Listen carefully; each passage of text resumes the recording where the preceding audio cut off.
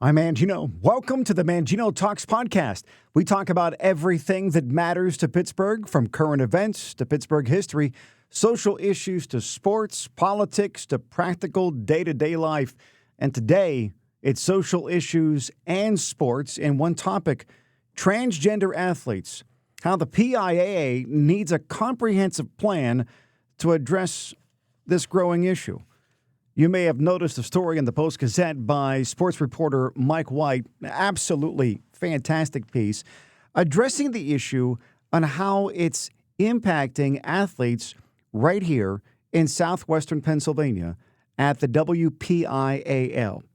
What happened was, just about a week or so ago, there were the Western Pennsylvania High School Athletics Championships. And there is a transgendered girl that finished among the top 6 in 2 field events, and as a result, qualified for the PIAA state championship meet. Coaches for the young ladies that did not qualify because they finished outside of the top 6 were upset about this.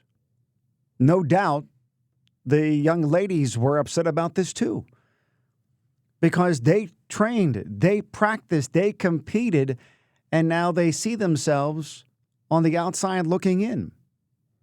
Coaches complained to the WPIAL, according to the story from Mike White. They also complained to the PIAA. They complained to meet officials, and the coaches claiming that it was unfair that they had athletes miss out on qualifying for the state championship meet because the transgender athlete finished in the top 6. And once again, only the top 6 finishers are able to go on to states, and that will take place this coming weekend in Shippensburg at the university there.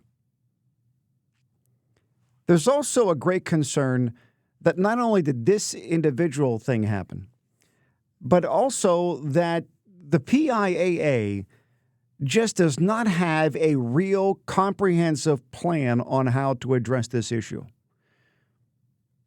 According to the story, the way the PIAA addresses this is this. Here's the quote: "Where a student's gender is questioned or uncertain, the decision of the principal as to the student's gender will be accepted by the PIAA." That's it. End of quote. So you have a principal that says, oh, yes, that is a transgendered athlete. Okay, we accept that. The principal says, no, that is not a transgendered athlete. Done. That's the end of it. There's no appeals process.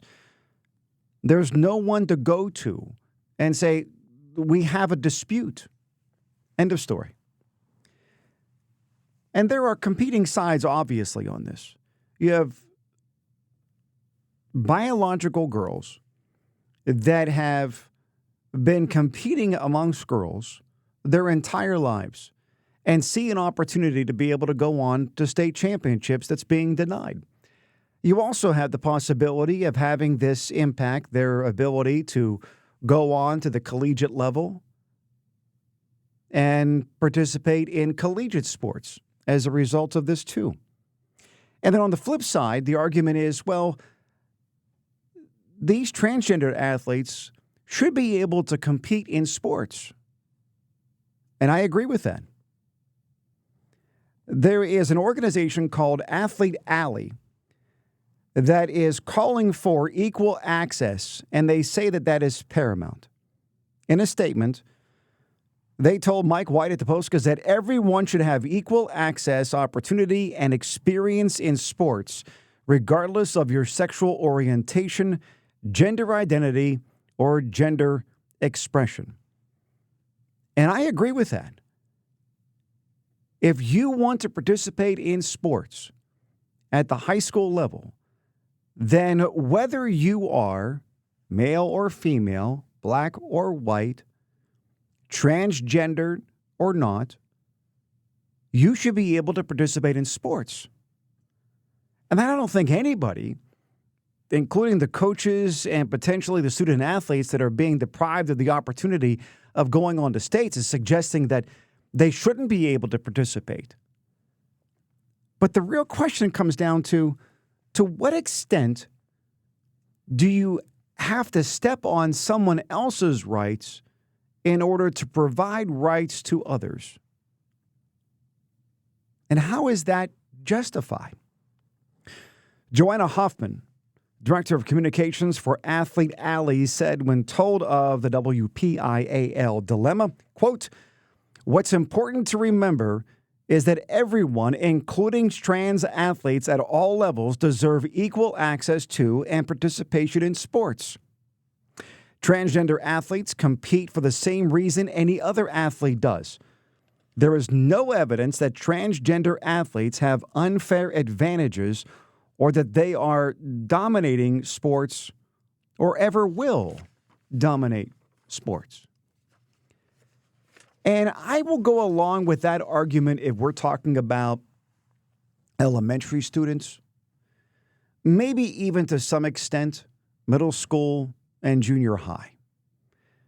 But we are at the high school level. We need to be honest with each other about this.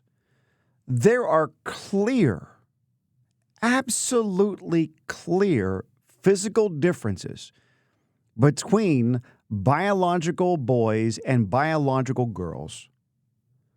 You cannot expect a biological girl on a consistent basis to be able to match up physically with a biological boy. This is the reason why we have Title IX in the first place. This is why women fought so hard for the ability to engage in sports and be on that equal playing field, not on the same field, but to be given the same equal opportunities in sports that have been provided to men, to boys. Absolutely. In fact, I have an article here dated July 29th of 2022 from the International Platform on Sport and Development. And they speak of Title IX. And they say Title IX requires all educational institutions in the U.S. to reward male and female athletes equally. Along with that, it also ensures the prevention of discrimination when it comes to assessing sports facilities, training centers, equipment, and other sport provided to sport programs, and other support, rather, provided to sports programs. And I believe that those that are transgender should have all of the abilities to participate in sports to the extent possible. That they should not be denied just because of their gender identity. I don't think that individuals should be denied the ability to play sports because they are gay or lesbian. Right? The issue is what is fair and what is fair to all. How can we be fair and genuine to transgender athletes without being discriminatory against female athletes? Matt Callahan, a coach for Shenango High School, had this to say. "My stance here is I think there is some unfairness to what is happening, and I just want to bring light to it." And he's right, there is unfairness. He went on to say, "I don't have any problems or issues with this athlete. I value human life and who people are. The problem I have is when an individual starts to affect other people in the arena of athletes. This is no reflection on this transgender athlete's value, purpose, or what she's going through. I don't want to make any reference to what is right or wrong. This isn't about who she wants to be. It's about how she's affecting other athletes." I think it's a great point. Encourage athletic competition and encourage athletic endeavor for all. But how do you do it truly the fair way? And the term that people love to use nowadays, the equitable way. Do you have to take away from one in order to give to another? And is that justice? Len Rich, superintendent of the Laurel School District, once again, I'm quoting from the story from Mike White and the Post-Gazette. He also wasn't happy about the situation. A Laurel girl that was competing would have had a better opportunity to place in the top 6, according to Len Rich, had the transgender girl not finished so high. Quote, she would have had a chance to try and get to 6th place, but couldn't because of this. Our athlete never should have been denied an opportunity to compete for states because an athlete who placed higher was a male. So, who ultimately makes the decisions here? According to this story, the PIAA leaves the gender to each individual school principal or equivalent. No rules were broken, and the athlete is allowed to compete in WPIAL and the PIAA girls' sports. Simple as that.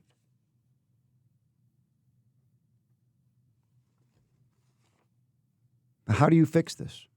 Is it something that needs to be fixed? It sure seems that way to me, doesn't it? Do you? The National Federation of State High School Associations doesn't have a rule on the participation of transgender athletes. A report by transathlete.com showed that Pennsylvania is one of 7 states that have no guidance from state high school associations on the issue. 6 state associations banned the participation of transgender athletes. The report listed 15 state associations as having guidance that places discriminatory restrictions on participation. A year ago, the Pennsylvania legislature passed a bill that would have banned transgender girls on women from participating on female school teams, but former Governor Tom Wolf ultimately vetoed it. And now the Democrats control the House. It's not going to pass the legislature in Harrisburg, and it's extremely unlikely, if not a dead-on arrival, with Governor Shapiro. Now, here's how the NCAA deals with this. According to their policy that went into effect in 2022, they must document sport-specific testosterone levels at the beginning of their season, followed by a second documentation 6 months later. In addition, they need documented testosterone levels 4 weeks before championship selections. Do you bring that to the high school level? Do you have individuals demonstrate that not only am I just identifying as a girl, but I am really going through the legitimate processes of fully identifying this way and suppressing the testosterone levels that in high school kids obviously, demonstrably is elevated. The PIAA, some coaches and school officials believe the organization should take a stand, pointing out that the organization somewhat contradicts itself. And they point to what took place just a couple of years ago, where the PIAA made it virtually impossible for a biological boy to play on a biological girl's team. And here's the way this breaks down, just in case you weren't aware. In the PIAA, a boy can't play on a girl's team unless all 4 of these criteria are met. The school provides fewer opportunities for boys to participate than girls. Remember, all 4. The boy would not displace any girl from the team's roster. The boy would not, due to his size, athletic ability, or other characteristics, pose an increased risk of harm to opponents. And the boy would not provide his team with a significant competitive advantage. All that has to apply for a boy to be able to compete on a girl's team. What brought this about? Well, there was a concern a few years ago on the number of boys that were playing on girls' field hockey teams.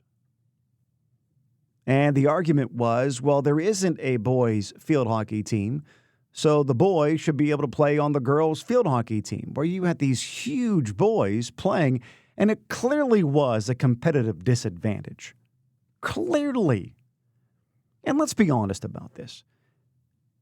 If there wasn't a clear demarcation of advantage that boys have over girls physically, we wouldn't need boys' sports and girls' sports. They'd all be co-ed. Try out for what you can try out for, make the team you can make the team for. There's one football team. There's one baseball team. There's one basketball team. There's one volleyball team.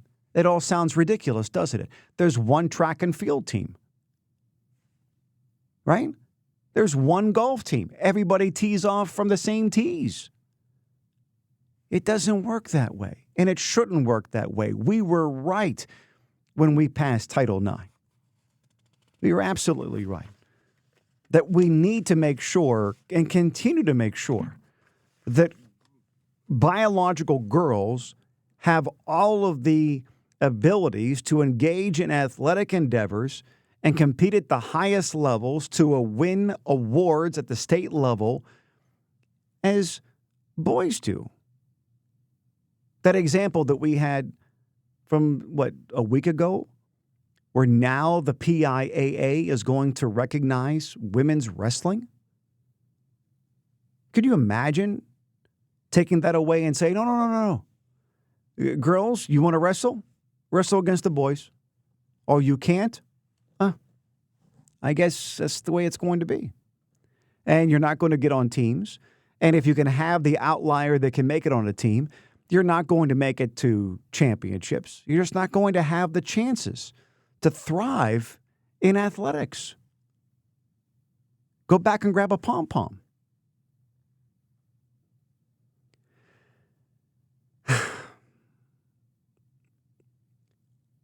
Here's one more quote. The transgender community, and specifically transgender girls who play sports, have been under ruthless attack from adults who demonize and dehumanize them. And it is severely impacting their mental health. We urge players, and especially the adults who mentor and coach youth, to consider that all youth deserve to be safe, welcome, and included in all sports and all parts of their life. That is a quote from Ms. Hoffman from Athlete Alley. I think it's unreasonable to tell someone who is identifying as a girl that is biologically male that you have to go play on the group male sports team. You have to go and play football. You have to play men's volleyball. You have to play men's basketball. What you can do is take a lesson that we learned once again from the wrestling that just got declared to be an official sport at the PIAA and is now being sanctioned and recognized, and there will be an official state championship. What had to happen? You had to have enough teams. And you only get a team when you have enough players. I was talking to my wife about this, and she was huge in basketball when she was in school. But when she was in junior high school, middle school, there wasn't a girls' basketball team. Why? There weren't enough girls to field the team. So you could have transgendered sports teams if there were enough individuals at that particular school to have a transgender sports team, for team sports. But there are a lot of sports, like we were talking about what this story addresses, track and field, where predominantly it's individual endeavors. Running the fastest, sprints, long distance, right? Pole vault, the whole thing, discus, whatever it might be. Why not set up individual sports where they are easily able to make transgendered athletes as the category for that sport? So you now have a boys division, a girls division, and a transgender division. What's wrong with that? To me, that seems like the simplest way of solving all of this. Yeah, but what about the transgendered athletes who wants to play basketball on the girls' team? Well, that sport's not available for you. We have other endeavors and other sports that you can participate in. We don't have enough transgendered athletes that want to play basketball. If you can find other transgender athletes that want to play basketball, then you can be on a transgendered team. But until then, here are the athletics that are available for you to participate in, and all of the individual sports that can be out there. You can have it to where you have one person who wants to play tennis on one particular school. And then there are other neighboring schools that have their one person who wants to play tennis, and they can compete against each other to play tennis, golf, race, whatever it might be. You can elevate transgendered teenagers. And these young individuals that are going through what normally is, under the best of circumstances, the most difficult time of one's life. It can be filled with such great joy and then at the same time, great depression. I don't want to make it unbearable. I don't want to make it any harder than it needs to be. But at the same time, I don't want to take away the great gains that biological girls have made in the realm of sports in order to elevate anyone. Can't we keep biological girls where they are and then create something brand new for transgendered athletes so that they can participate and they can have goals and aspirations and championships to strive to for themselves? Is that asking for too much? I don't think that it is. It bothers me that politicians use this as a wedge issue. And I don't think that teenagers should be manipulated and taken advantage of that way. I don't think that their parents, who love them dearly and want the best for them, should be vilified in the process. There seems to me to be a way for reasonable people to address this reasonably. And I'm hoping that the minds at the PIAA come together on this. I'm hoping that people who can see this, not from the extreme polar views, but from somewhere in the middle, reach out to officials at the WPIAL, at the PIAA, in Harrisburg, with members of the House and the Senate and the governor's office, to encourage a true path forward that gives transgendered athletes the opportunity to participate and doesn't take away any opportunity for a biological girl to participate and realize her state championship dreams. Thank you for listening to the Mangino Talks podcast. New episodes drop Monday through Friday at 3 p.m. Eastern. For more on me and the show, be sure to visit ManginoTalks.com. Follow me on your favorite social media platforms by using @ManginoTalks, or you can just Google Mangino Talks. Once you find me, please like, follow, subscribe, and share the pages with your friends and family. And thanks again for listening to the Mangino Talks podcast.